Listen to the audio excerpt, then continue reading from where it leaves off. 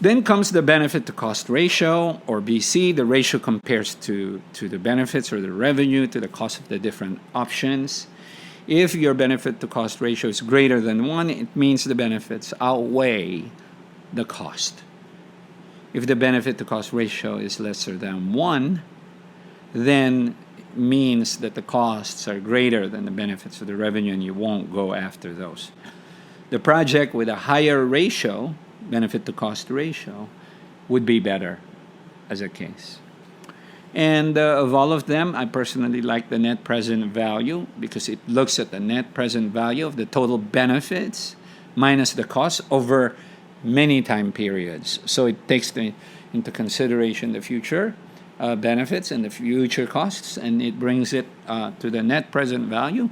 And if it's positive, it's a good choice. And then it's a data point that we will compare with other projects to see if the NPV of this project is greater than the other projects, then we would put priority in this project. And remember, the sizing of the project, the sizing of the project, the scope we will design, the quality we will apply, how good is good enough will be reflected in the cost of the project, and the total cost of ownership and total cost to build, when put up against the revenues, will return to us a good financial analysis on whether we should pursue this project or not. Again, go through your exercises. They're pretty straightforward, and we've provided you with some resources. And this module will allow you to understand how to do proper project selection and justification. So one more time, there are other strategic considerations when doing project selection. It could have been it's a legal requirement. The government requires that we do it, and so we comply. So if it's a value-added taxes, we're adjusted from what they were before to the new value-added tax rate. We may have to do some technical projects to upgrade the system, and that is driven not by business requirements, but driven by legal requirements. Sometimes another one is environmental consideration. Maybe the way we have been doing it is not friendly to the environment, and now we want to do something else that will make better products and safer products. Market demand is common.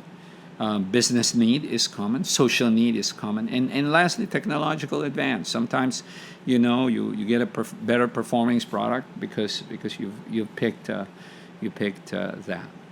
And so to recap Module 1, all projects undergo a selection phase. And that selection phase, you enter that selection phase through inputs provided by your strategy. Your strategy is your mission and your vision, your goals, your objectives, your long-term plans. That all filters down to your annual business plan. And your business plan should yield to you specific programs you wish to pursue. And then you will go through this exercise of a project selection, project feasibility study, or business casing process that will allow the leadership of your organization to compare each of the different projects and select those projects that will return to them the biggest bang for their investment. And it requires a holistic approach in doing project selection. We looked at the various techniques in financial analysis to give us a sense of the value of the project financially to the organization. But it doesn't stop there, and there are other techniques. Once you're done, you have a project to pursue, a prioritization list that tells you which projects we need to pursue.